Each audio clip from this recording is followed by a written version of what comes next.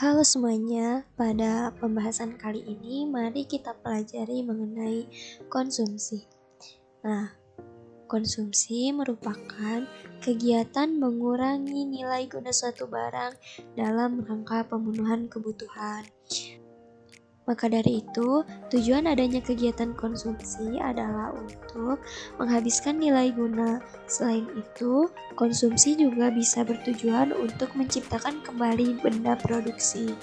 Contohnya adalah ketika kita membeli suatu kain untuk kemudian kita produksi menjadi sebuah baju. Nah, kegiatan tersebut merupakan kegiatan konsumsi yang bertujuan untuk melakukan produksi. Selanjutnya ada ciri-ciri benda konsumsi. Ciri-ciri benda konsumsi yang pertama adalah benda ekonomi.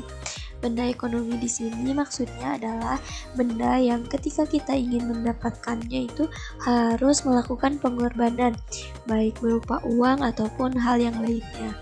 Nah, kalau kita mendapat sesuatu yang tidak melalui pengorbanan itu tidak dapat dikatakan benda konsumsi. Seperti contohnya kita berjemur, nah itu kan karena kita tidak mengeluarkan pengorbanan berupa uang dan lain sebagainya, itu tuh tidak dapat dikatakan benda ekonomi. Selanjutnya ada ditujukan untuk memenuhi kebutuhan hidup. Seperti pengertian yang tadi telah disampaikan ya, bahwa konsumsi itu bertujuan untuk memenuhi kebutuhan hidup, maka benda konsumsi juga pasti ditujukan untuk memenuhi kebutuhan hidup. Manfaat, nilai, ataupun volumenya habis sekaligus atau berangsur-angsur. Nah, selanjutnya, karena tujuan kegiatan konsumsi adalah untuk memenuhi kebutuhan hidup, maka terdapat faktor-faktor yang akan memengaruhi konsumsi. Nah, faktor-faktor di sini terdiri dari faktor ekonomi dan faktor non-ekonomi. Yang termasuk ke dalam faktor ekonomi itu ada 3. Yang pertama, tingkat pendapatan. Yang kedua, tingkat harga barang dan jasa. Dan yang ketiga, ketersediaan barang dan jasa. Nah, di sini faktor ekonomi berupa tingkat pendapatan pasti berpengaruh ya, karena tinggi rendahnya pendapatan akan berpengaruh terhadap apa saja benda yang kita konsumsi. Tingkat harga barang dan jasa pun sama seperti itu, akan menyesuaikan dengan tingkat pendapatan yang kita punya. Lalu ketersediaan barang dan jasa juga berpengaruh, karena meskipun kita mempunyai barang dan jasa tapi kita tidak mempunyai alat tukar berupa uang atau lain sebagainya untuk melakukan kegiatan konsumsi, maka kegiatan konsumsi tidak akan bisa dilaksanakan. Begitupun sebaliknya, ketika kita mempunyai uang namun benda yang kita ingin beli itu tidak ada, maka tidak akan berpengaruh terhadap kegiatan konsumsi atau tidak dapat membuat konsumen melakukan kegiatan konsumsi. Nah, selanjutnya ada faktor non-ekonomi. Untuk faktor non-ekonomi ini ada 4. Yang pertama ada jumlah tanggungan keluarga. Nah, di sini sedikit banyaknya jumlah tanggungan keluarga tentunya akan berpengaruh ya terhadap konsumsi seseorang, karena ini berhubungan dengan tingkat pendapatannya juga. Seperti misalnya ketika seorang ayah mempunyai 1 istri dan 2 anak, tentu saja pendapatannya itu akan dialokasikan untuk memenuhi kebutuhan hidup keluarganya juga. Lalu ada tingkat pendidikan. Seperti yang kita ketahui, semakin tinggi tingkat pendidikan seseorang, maka kebutuhan untuk mengkonsumsi barangnya pun akan semakin banyak. Lalu ada tempat tinggal. Tempat tinggal di sini termasuk letak geografis ya. Contohnya adalah letak geografis. Misalnya ketika kita berada di suatu tempat yang dingin, tentu saja kita membutuhkan hal-hal yang bisa menghangatkan gitu. Jadi tempat tinggal ini pasti akan berpengaruh terhadap konsumsi. Lalu ada lingkungan. Nah, lingkungan di sini maksudnya ketika kita berada di suatu lingkungan berupa adat istiadat dan lain sebagainya, itu akan memengaruhi konsumsi kita juga. Kita lanjut ke pembahasan selanjutnya. Ini ada teori perilaku konsumen. Nah, dalam teori perilaku konsumen ini, perilaku mendasar dari konsumen adalah konsep pilihan.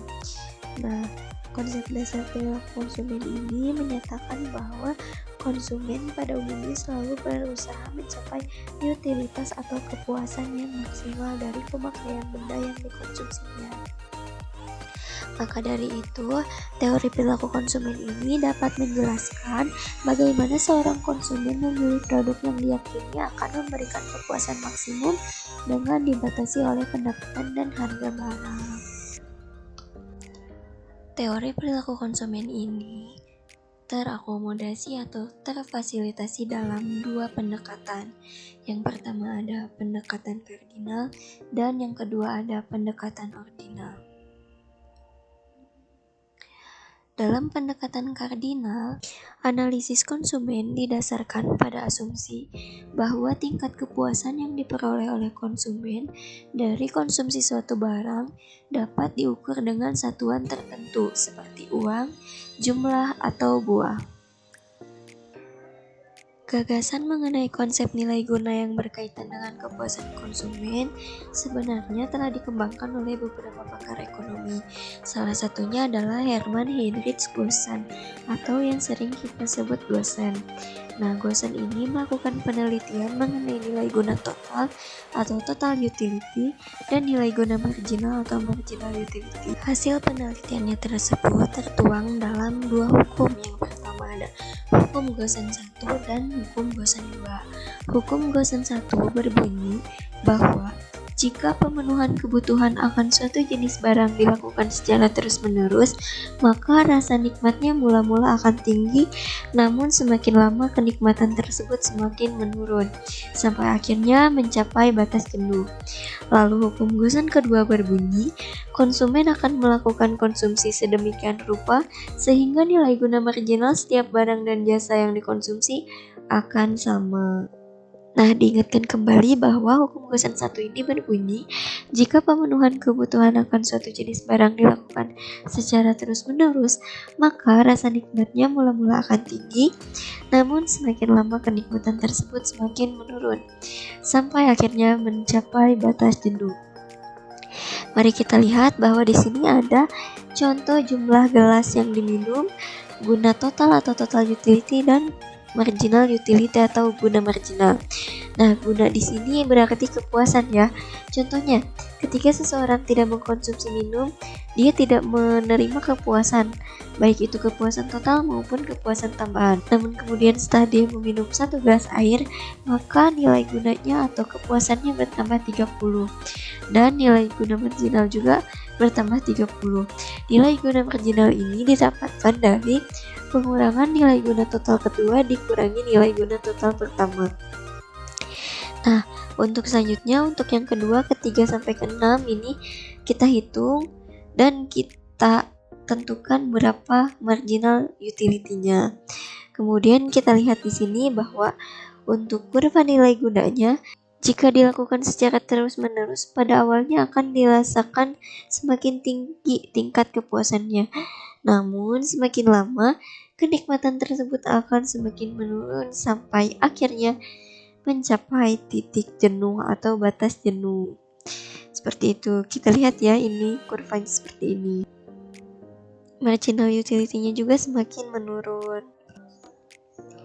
Selanjutnya, mari kita bahas terkait hukum Goosen 2 yang masih ada dalam pendekatan kardinal.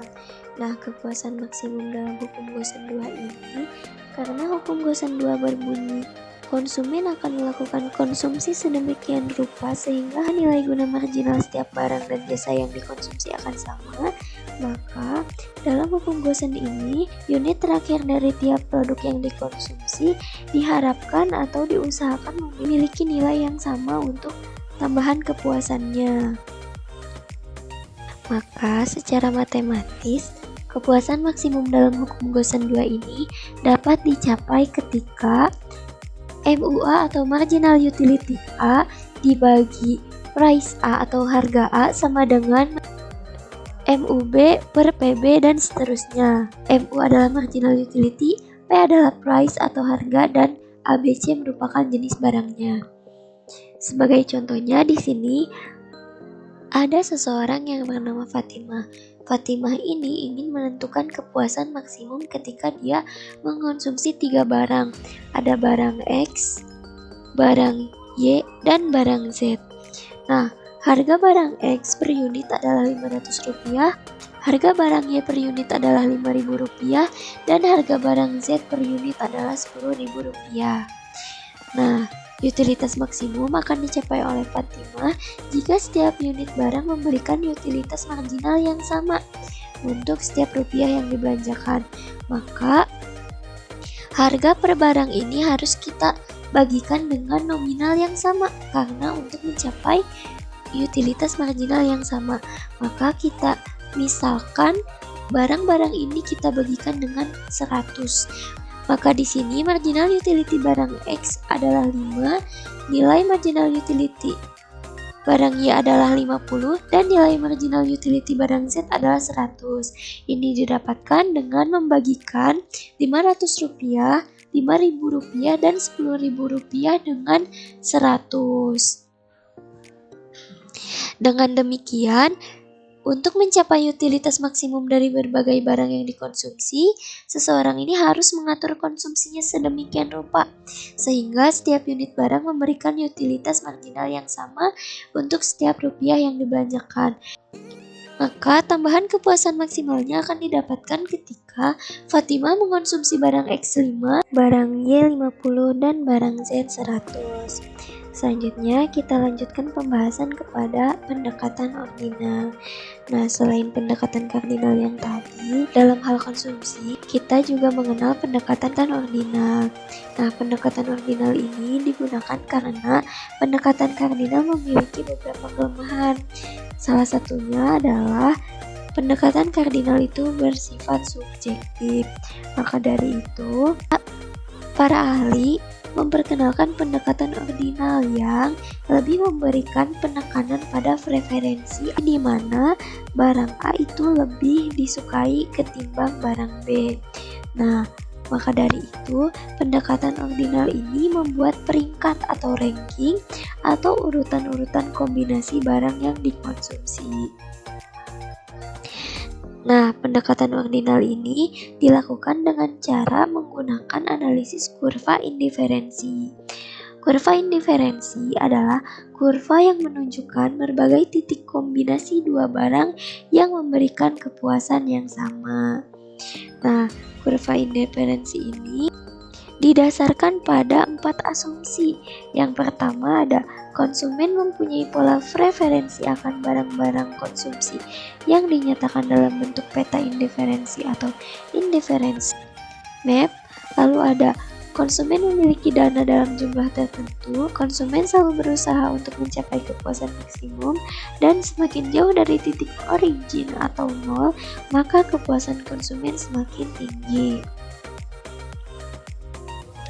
Berikut contoh kurva indiferensi. Nah, di sini kita harus mengetahui dulu bahwa kurva indiferen ini mempunyai ciri-ciri atau karakteristik sebagai berikut. Slope kemiringannya negatif. Negatif di sini bisa kita lihat bahwa untuk garis vertikal dan horizontalnya tidak akan sama.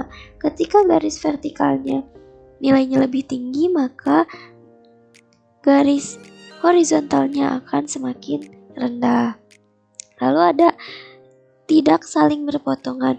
Kita lihat di sini ya bahwa kurva indiferens tidak saling berpotongan, lalu cembung terhadap titik nol. Jadi kita lihat bahwa kurva indiferens ini cembung terhadap titik nol. Nah, kurva indiferen ini, kalau misalnya kita ingat tadi bahwa kurva indiferen ini merupakan kurva yang akan menunjukkan pilihan kombinasi barang yang memberikan utilitas yang sama atau kepuasan maksimum ketika mengonsumsi dua barang.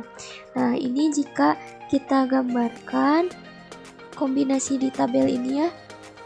Jadi kombinasi A, B, C, dan D serta E ini akan menghasilkan utilitas yang sama.